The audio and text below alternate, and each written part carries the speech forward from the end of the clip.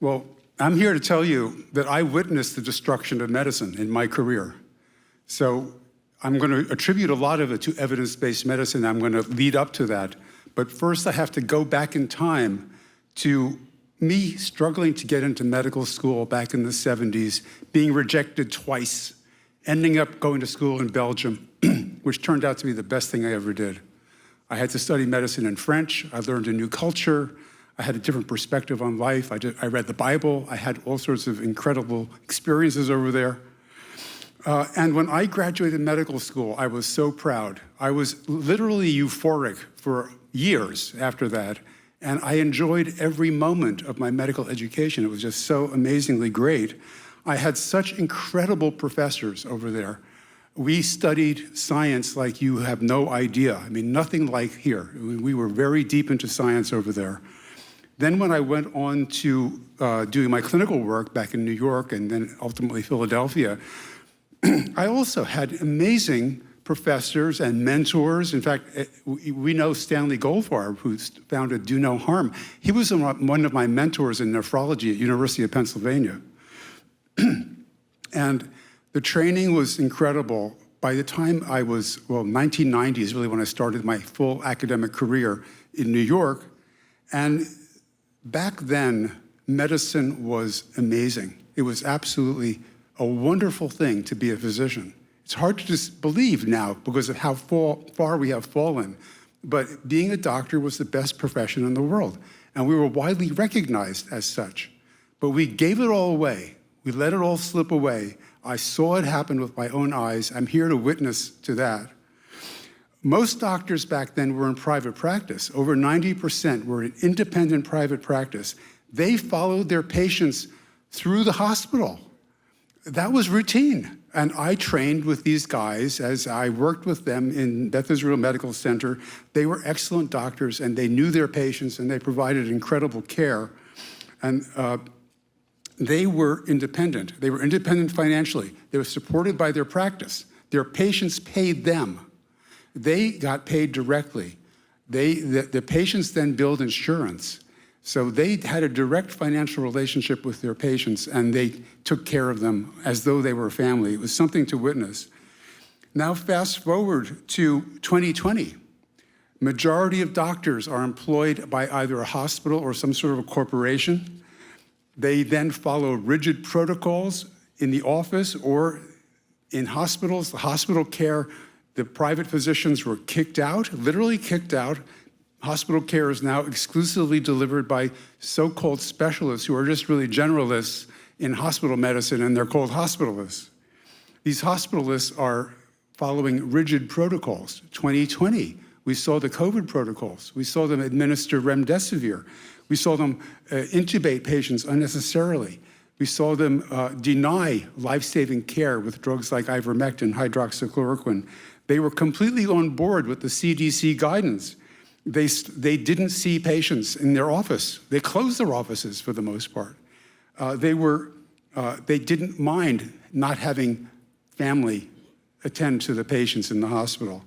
They followed the pharma guidelines. They literally harmed patients every day of their practice. I wrote an article in AAPS online on the Nazification of American medicine, and that's really what had become of American medicine. So how did we get there? The question is, how did we get there? As a witness, I think I'm very well qualified to report on this. Number one, it was an intentional hostile takeover.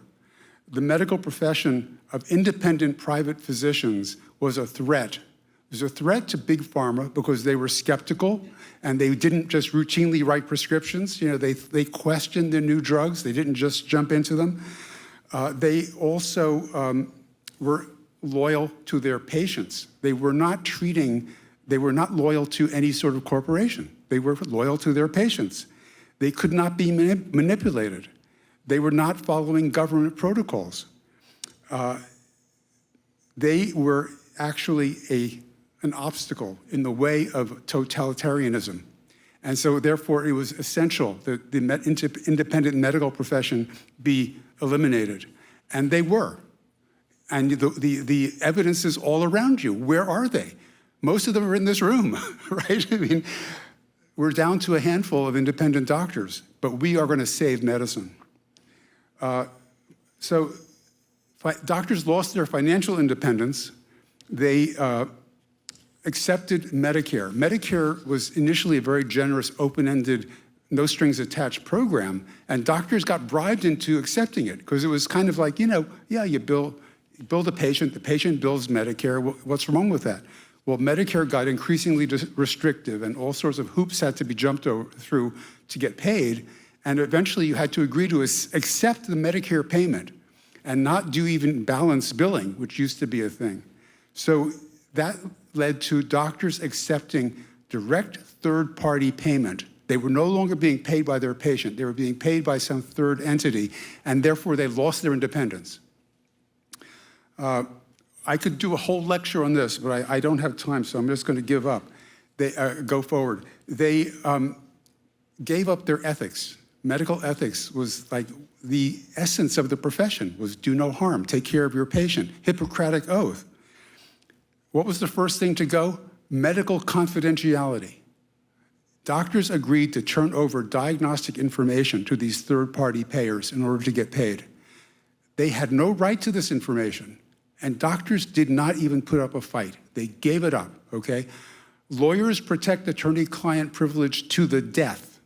A priest will not rat out a confessor, okay? Journalists protect their sources. Doctors gave up medical confidentiality without a whimper. And that was the beginning of the end of the ethical medical profession. The intellectual collapse then occurred, okay? The intellectual takeover of doctors, the loss of their medical physician autonomy was created by the acceptance of evidence-based medicine.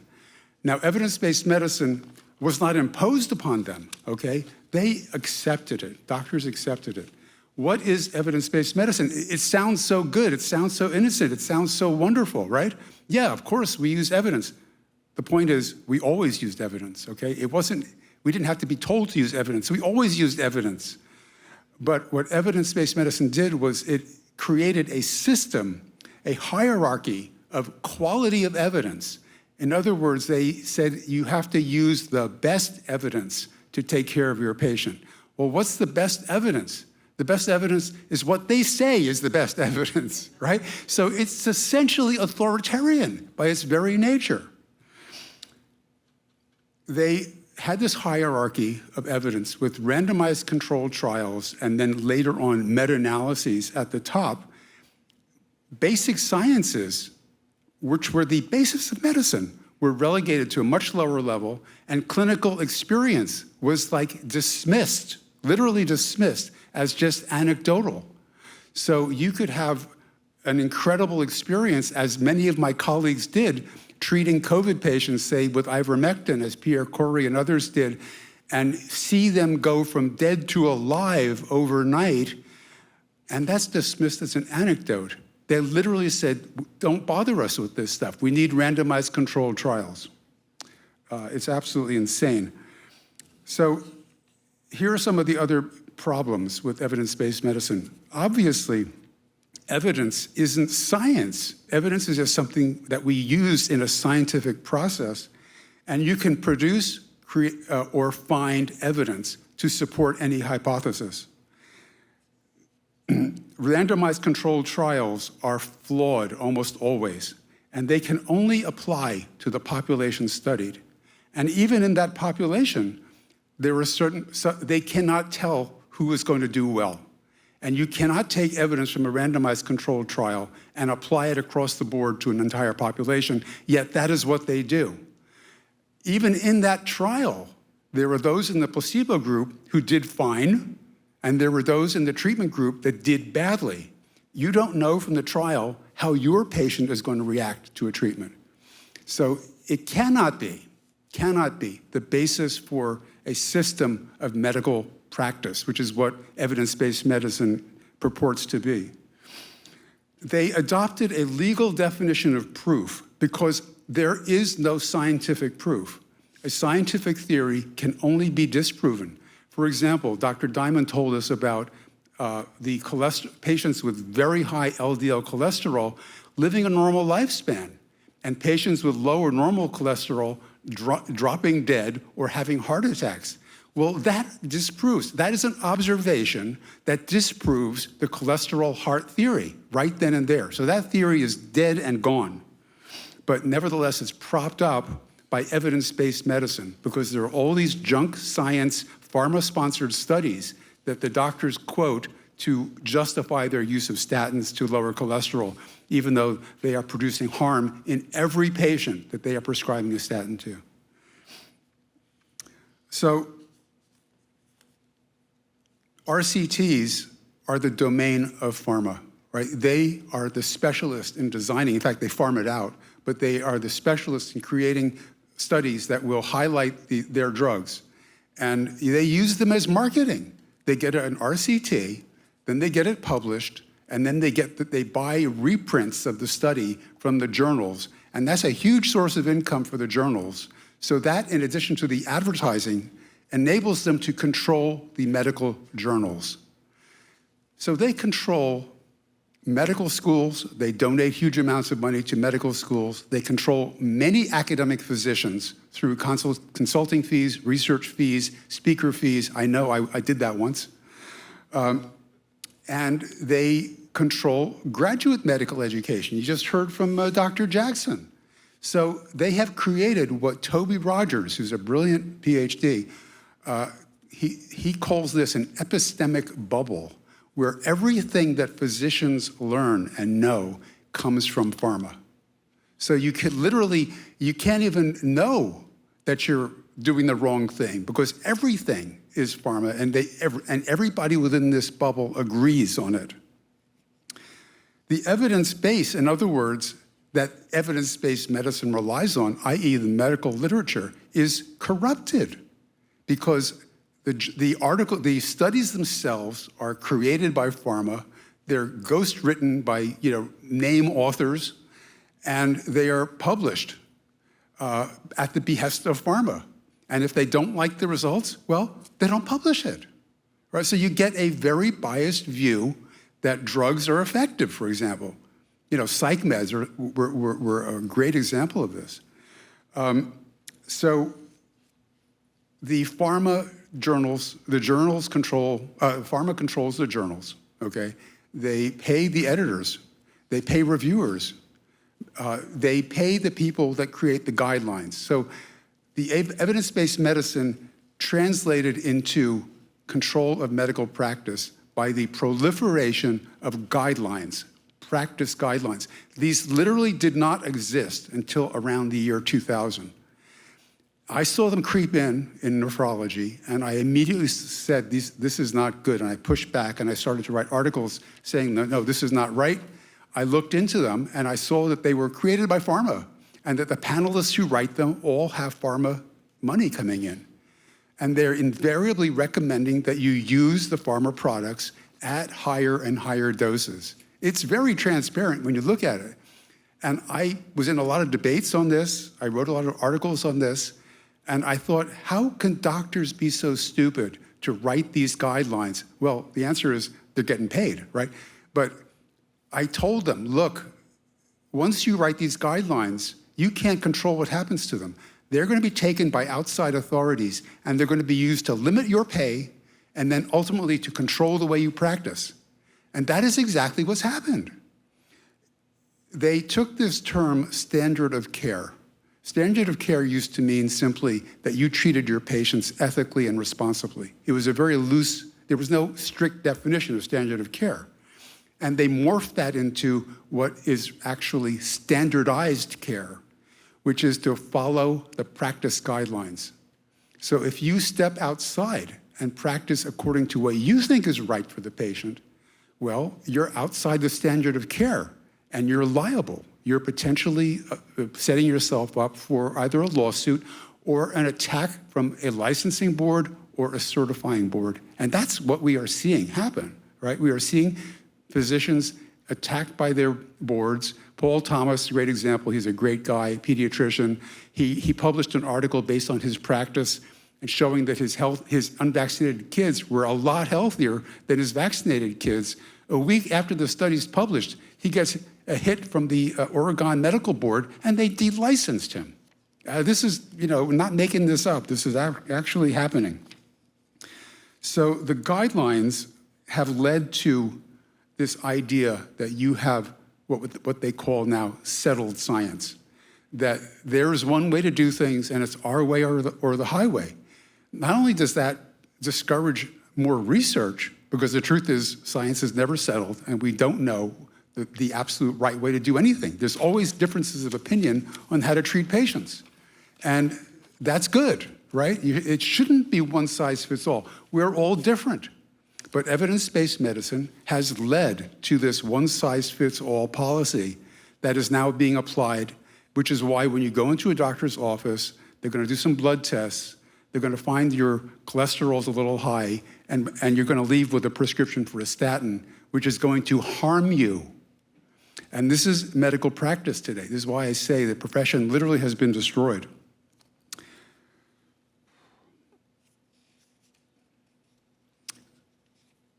We're not even treating disease, right? Modern doctors don't treat diseases. They're treating numbers, like a cholesterol number, like a blood pressure number, like a hemoglobin A1C number. They bombard you with insulin and other medications to get your hemoglobin A1C down without realizing that they are actually making your underlying metabolic issues worse. You're gaining weight and you're getting more metabolically unhealthy. Type 2 diabetes is a great example of how these guidelines have driven us in the wrong direction. The glucose level is incidental. It's a symptom. The real disease is metabolic syndrome. If you reverse the metabolic syndrome with a proper diet, the insulin normalizes and your type 2 diabetes goes away. Also, your high blood pressure goes away. Most high blood pressure today is caused by the metabolic syndrome. If you reverse the metabolic syndrome, you reverse the hypertension. But the guidelines specify start step 1, diuretic, step 2, ACE inhibitor, right? They have a whole cookbook approach to treating hypertension, which is overdiagnosed to begin with. Once again, patients are literally being harmed by their doctor every day.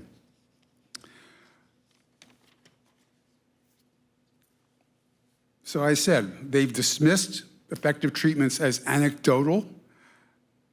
Here's an example. When I was a resident, I diagnosed a patient with Wegener's granulomatosis. This is a rare vasculitis, okay? It's an inflammation of blood vessels. So how do you treat, right? It's a rare disease, very dangerous. Most people died in those days of Wegener's granulomatosis. It attacks the kidneys and other blood vessels. Well, I went to the library because we didn't have computers, we didn't have Google, we didn't have the internet, okay? This was a long time ago, ancient history, and I pulled out a bunch of bound volumes and I looked up some original articles showing that if you added, everybody used prednisone or steroids, but if you added cyclophosphamide or Cytoxan to the prednisone, you had a very high remission rate, and that remission could be prolonged. You know who the primary author of these studies was? Anthony Fauci. Tiny Fauci. He was the primary author of these studies. And in fact, he made his reputation largely on this.